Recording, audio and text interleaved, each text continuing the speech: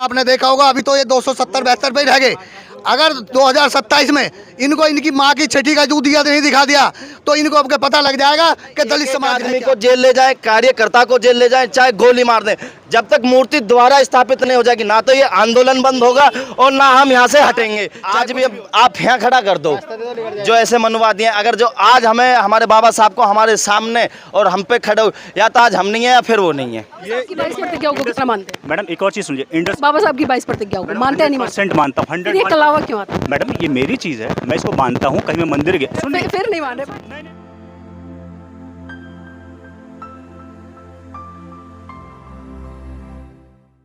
सरफरोशी की तमन्ना अब हमारे दिल में है, देखना है जोश कितना बाजुए कातिल में है। साथियों, ये पंक्तियां मैंने इसलिए कही हैं क्योंकि अभी कुछ देर पहले इन युवाओं को दिल्ली पुलिस ने खदेड़ कर आंदोलन से बाहर कर दिया और आंदोलन से जब बाहर किया तो लोग जय भीम के नारे लगाते हुए, क्रांतिकारी आंदोलन के नारे लगाते हुए यहाँ पर पहुंचे और इन युवाओं से आज जुड़ने का प्रयास करेंगे और जानने का प्रयास करेंगे कि पिछले दिनों जिस तरह से रात के अंधेरे में संसद भवन से परम पूज्य बाबा साहब की मूर्ति, छत्रपति साहू जी महाराज जी की मूर्ति, महात्मा गांधी की मूर्ति और ज्योतिबा फूले जी की मूर्ति हटाई गई, तो उसको किस तरह से देखते? सर, नाम क्या आपका? मेरा नाम मुनेश यादव है, युवा शक्ति दल से जिला अध्यक्ष हूँ मैं, गौतम बुद्ध नगर से।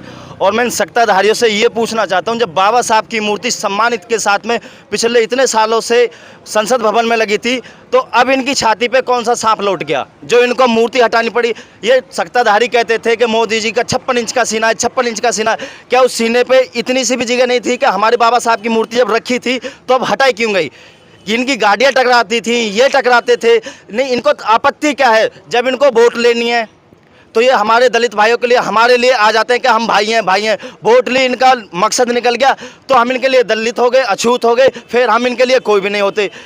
जब तक युवा शक्ति दल यहाँ पे खड़ा है और सारी टीम खड़ी है, चाहे एक एक आदमी को जेल ले जाए, कार्यकर्ता को जेल ले जाए, चाहे गोली मार दें, जब तक मूर्ति दोबारा स्थापित नहीं हो जाएगी ना तो ये आंदोलन बंद होगा और ना हम यहाँ से हटेंगे, चाहे कुछ भी हो जाए। भाई जी, अभी जिस तरह से आपने बात कही कि जब सत्ताधारी लोग या जो मोदी सरकार है, जब चुनाव आते हैं तो वो ये कहते हैं दलित समाज का वोट बैंक लेने के लिए कि आप हिंदू हो, हमारे भाई हो, हमें वोट दीजिए, लेकिन जब कोई एट्रोसिटी समाज पर होती है तो वो दलित बन जाते हैं, वो छोटी जाति के बन जाते हैं। तो ऐसी कहाँ कमियाँ बहुजन समाज में कि उनकी आइडियोलॉजी को भी नहीं समझ पा रहे, उनकी बातों को भी नहीं समझ पा रहे और लगातार शोषण जो वो लोग कर रहे हैं उसका शिकार हो रहे हैं। ये दुर्भाग्य है हमारे समाज के लिए जो इनकी साइकोलॉजी को नहीं पहचान पाते।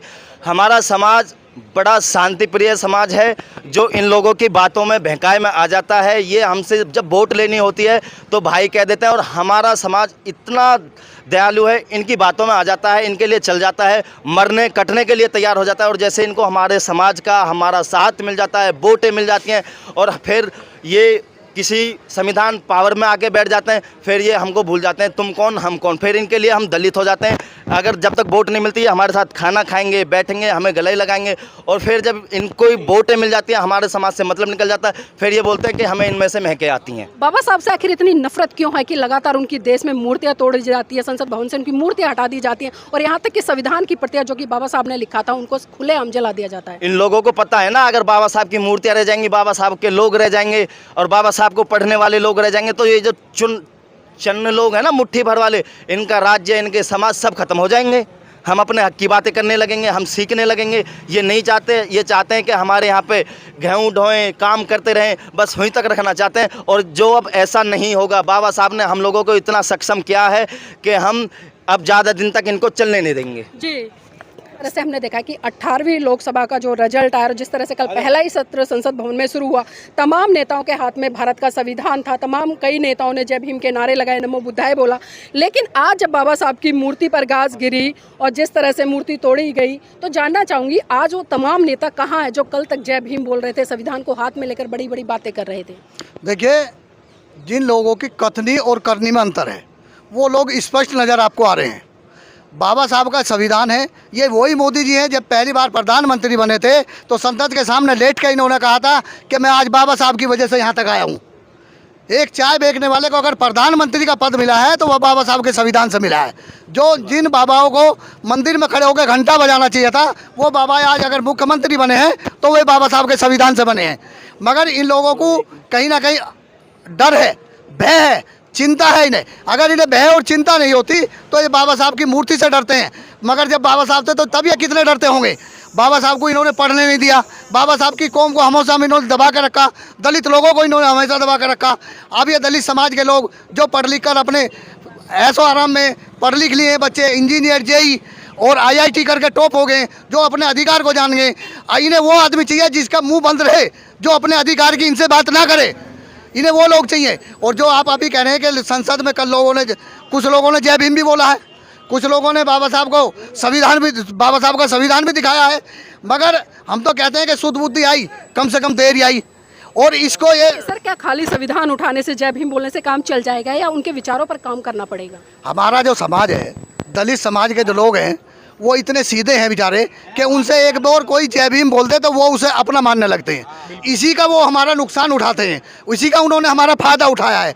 और अगर इन्होंने एक बार, अभी आपने देखा होगा, अभी तो ये 270-72 पे ही रह गए, अगर 2027 में इनको इनकी माँ की छठी का दूध दिया नहीं दिखा दिया तो इनको अब पता लग जाएगा कि दलित समाज है क्या, दलित समाज क्या है। लेकिन सर, आपको नहीं लगता है कोई भी आंदोलन हो भारत देश में, क्योंकि हम बाबा साहब की बात करते हैं, आप लोग बाबा साहब की बात करते हैं, उनको सिद्धांतों की बात करते हैं, लेकिन बाबा साहब ने जिस तरह से 1935 में घोषणा की कि मैं हिंदू धर्म में पैदा हुआ और हिंदू धर्म में मरूंगा नहीं, और ठीक 21 साल बाद 1956 में जब वो बौद्ध धर्म ग्रहण करते हैं, लोगों को एक मैसेज देते हैं, लेकिन कहाँ कमियां रह जाती है कि बाबा साहब की इस बात को आज के लोग भी नहीं समझ पा रहे। और वही कारण है कि एक दूसरी संस्कृति जो लगातार जय श्री राम की बात करते हैं, राम मंदिर बनाने की बात करती है, वो सत्ता में आ जाती है और फिर से अत्याचार शोषण शुरू हो जाते हैं। उसके पीछे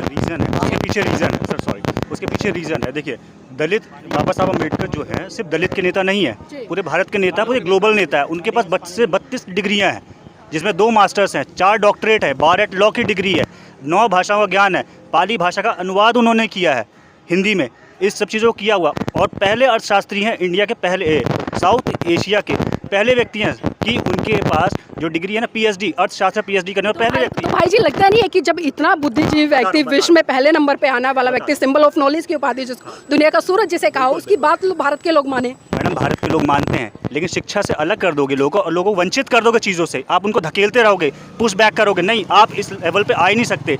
हम पढ़ लिख के आपके साथ हम लोग खड़े होकर बातचीत करते, किसकी वजह से कर पाए? बाबा साहब ने जो संविधान में अधिकार दिए वो तो लोगों ने ले लिए, लेकिन 1956 में जो बाबा साहब ने निर्णय लिया कि वो हिंदू धर्म को छोड़ के बौद्ध धर्म में जाए, लेकिन आज भी युवा में देख रही हूँ आपके हाथ में भी कला है, भाई जी के हाथ में भी कला है, तो भटकाव कहाँ है, कहाँ मतलब? देखिए, हमारा संविधान हमें कहता है कि हम धर्मनिरपेक्ष हैं। हम ये नहीं बोलते कि आप हिंदू हैं, मुसलमान हैं, सिख हैं, ईसाई हैं, सब एक बराबर हैं, लेकिन हम जिसके अनुयायी हैं, हम जिसको मानते हैं, उसी को तो आगे लेके जाएंगे। मैं वही बात कर रहा हूँ। एक और चीज़ बता दो, आप बोले कटाक्ष वाली बात मत कीजिए कि हिंदू अलग है, मुसलमान अलग। हम देश के नागरिक हैं। मैंने कटाक्ष नहीं किया, मैंने बाबा साहब की बात की, क्योंकि भाई जी आपने कहा कि हम बाबा साहब को अपना आदर्श मानते हैं, मैंने उनकी बात की, क्योंकि आदर्श अगर हम किसी को मानते हैं, अगर उदाहरण के तौर पर आज हम बात करें, लोग जैसे सलमान खान है, उसको अपना आइडल मानते हैं, तो उसके जैसे हेयर स्टाइल बनाएंगे, उसकी जैसी शर्ट पहनेंगे, उसके जैसी पैंट पहनेंगे, उसके जैसे हाथ में जो भी चीज़ें मतलब सलमान खान करता है उसकी तरह करते हैं। तो बाबा साहब को आइडल मानने वाले लोग आज उनके विचारों पर क्यों नहीं चल रहे? मेरा सवाल ये है भाई जी। मैडम, चलते हैं, चलने की कोशिश भी करते हैं, लेकिन यही जिनकी आप बात कर रहे हैं, जो दूसरे समाज के लोग हैं, जिनको आप हिंदू या राम कहना नहीं चाहिए अलग, लेकिन वही इन सब चीज़ों को दबाव डाल के इन सब चीज़ों को अलग कर देते हैं। आप इस चीज़ को समझ। भाई साहब, अत्याचार शोषण तो वही लोग करते हैं ना, वही लोग तो करते हैं ना। एक ऐसी संस्कृति जो संस्कृति, जी भाई जी, जानना चाहूंगी, जो आपने हाथ में कलावा बांधा हो, कौन सी संस्कृति का प्रतीक है? ये उस संस्कृति का प्रतीक है जो बाबा साहब मानते थे, या उस संस्कृति का प्रतीक है जिस संस्कृति के तहत आज राम मंदिर बना है? मैडम, ये दोनों, ये भारतीय संविधान के अकॉर्डिंग सब चीज़ मान्यता मेरे पास मानती है, हिंदू हो चाहे बौद्ध हो, मैं इन सब चीज़ को दोनों पर बिलीव करता हूँ। लेकिन बौद्ध, सुन लीजिए, आप इसमें मुस्कुराइए नहीं, बौद्ध, हाँ, नहीं, आप जो जिस तरीके से आप कर रहे हैं ना, उस तरीके से आपको लग रहा है मैं फंस गया, नहीं, ऐसा नहीं है। मैं बौद्ध धर्म को मानने वाला हूँ, हिंदू धर्म को भी मानने वाला हूँ, लेकिन मेरे लिए बौद्ध धर्म और बाबा साहब मेरे लिए बहुत अच्छे हैं। रीजन, प्राथमिकता बौद्ध धर्म को देता हूं मैं, और प्राथमिकता देने के साथ बाबा साहब को ही मैं प्राथमिकता देता हूं, क्योंकि आज हम जीवन में जो भी कुछ कर रहे हैं, चाहे वो किसी भी क्षेत्र में कर रहे हैं, शिक्षा क्षेत्र में कर रहे हैं, मेडिकल क्षेत्र में कर रहे हैं, अपनी पढ़ाई लिखाई को, अपने शोषित वर्ग को आगे लाने के लिए कर रहे हैं, हम साहब बाबा साहब की, अम्बेडकर जी की वजह से। बाबा साहब की 22 प्रतिज्ञाओं को कितना मानते हैं? मैडम, एक और चीज़ सुनिए, बाबा साहब की 22 प्रतिज्ञाओं को मानते हैं? नहीं मानता हूँ, 100%। कलावा क्यों आता है? मैडम, ये मेरी चीज़ है, मैं इसको मानता हूँ, कहीं मैं मंदिर गया, फिर नहीं मान रहे? नहीं मैडम, सुन लीजिए। चलिए ठीक है, आपका विवेक है। जी सर, क्या कह रहे हैं? देखिए, जो कलावे की आप बात कर रहे हैं, अपना अपना मन है, मगर बाबा साहब ने और हमारे देश के प्रधानमंत्री ने भी ये कहा था कि मैं बुद्ध के देश से आया हूँ। जब कोई फॉरेनर से आता है तो हमारे प्रधानमंत्री जी गणेश की मूर्ति नहीं देते, ना कोई और देवी देवता की मूर्ति देते। तो मोदी जी को पता है ना कि बुद्ध के अलावा भारत में किसी अन्य को कोई जानता नहीं है कोई बाहर नहीं दूसरे जानता। देशों में। हाँ। और जो आप कलावे की बात कर रहे हैं, ये तो अपना अपना मन है आदमी लेकिन का। बाबा साहब के लोगों को नहीं पता ये नहीं, बात। बाबा साहब के लोगों को पता है। जो बाबा साहब के लोग हैं, जो बहुजन समाज के लोग हैं, जो बाबा साहब को मानते हैं, वो कलाओं पे, इन चीज़ों पे कम विश्वास रखते हैं। मगर अगर कोई आदमी विश्वास रखता है, हम बाबा साहब के लिए लड्डू खा रहे हैं। ये जो कलावा,